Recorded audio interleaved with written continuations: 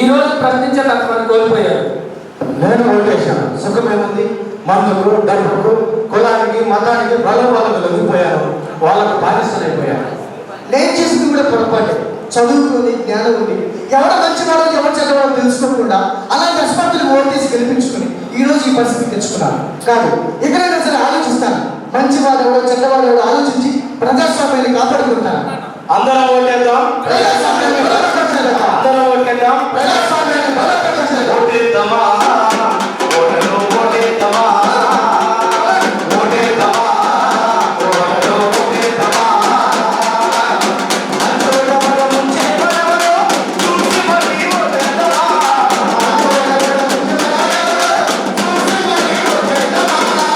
ఉన్న ఊరు కన్న తల్లికి పేరు చేసే ఓటేద్దామా, ఓటేద్దామా, ఓటరు ఓటేద్దామా, ఓటేద్దామా, ఓటరు ఓటేద్దామా. ప్రతి అంశాన్ని ఈ పాటలో స్పృశించారు. రచనలు రాజేశ్వర సార్ చెప్పండి. కాదేవి మద్యానికి అనాథం అంటారు, కాదేవి కవితకి అనాథం అంటారు కదా. కాదేవి మద్యానికి అనాథం అనేది ఇప్పుడు ఈ పాట ద్వారా నిరూపించారు. ఏ సందర్భం వచ్చిన మధ్య తాగి పొలాల్లో రైతులు పండించుకునే పంట పొలాల్లో చేసాలు పగలగొట్టి మొత్తెక్కిపోయి తెల్లారి వెళ్ళేటప్పటికి రైతులు కాళ్ళగుచ్చుకుని కూలీ కాళ్ళగుచ్చుకుని ఎంత దుర్మార్గం ఉంటుందంటే యువత చాలా చాలా ఇబ్బంది. సో అది మీద నేను పాట పాడతాను. అమ్మో దీనికి దండం, అమ్మో దీనికి దండం, దీని తాగితే యమగండమో. అమ్మో దీనికి దండం, దీని తాగితే యమగండమో. అమ్మో దీనికి దండం, దీని తాగితే యమగండమో.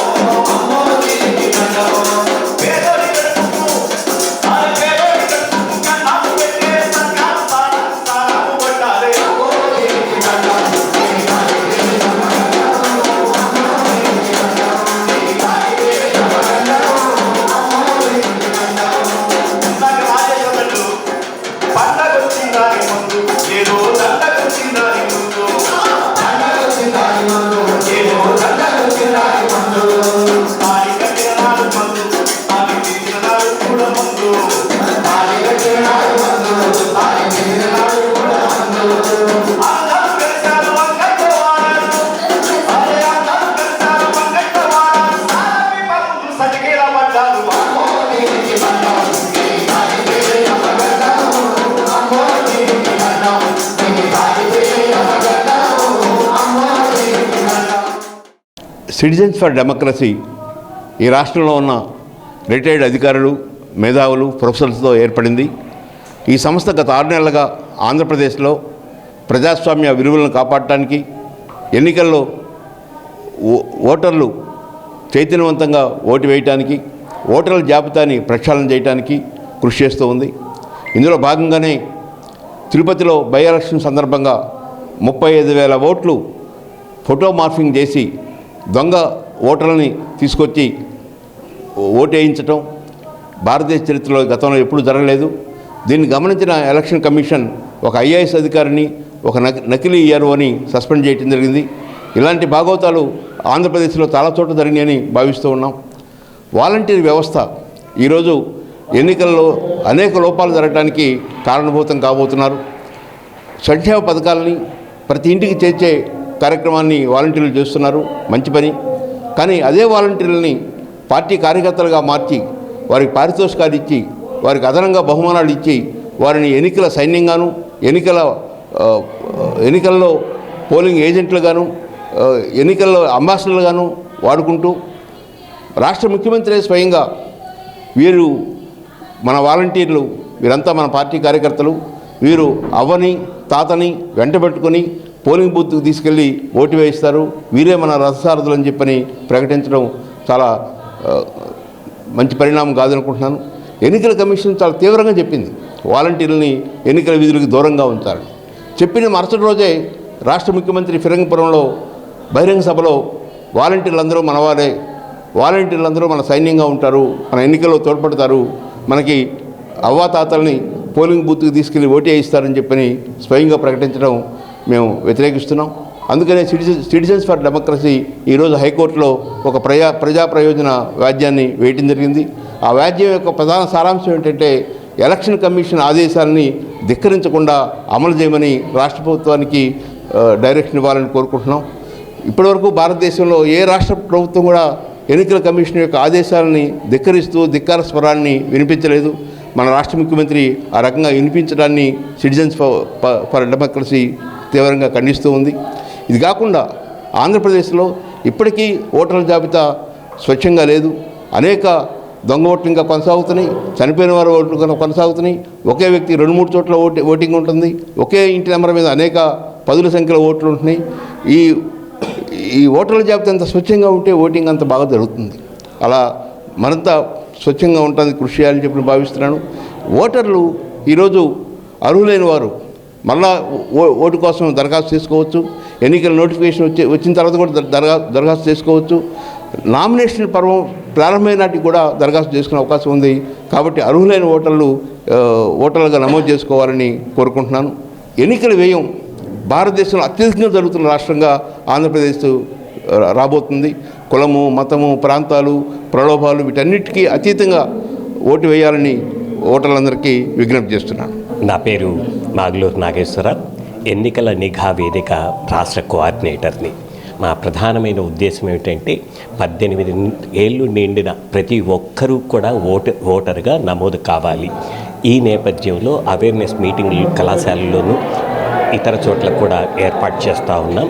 వీలైనంత ఎక్కువ మందిని ఓటర్లుగా చేయటం, అలాగే ఎలాంటి ప్రలోభాలకు లోను కాకుండా నిర్భయంగా నిర్భీతిగా తమ ఓటు హక్కును వినియోగించుకోండి అని తెలియజేయటం.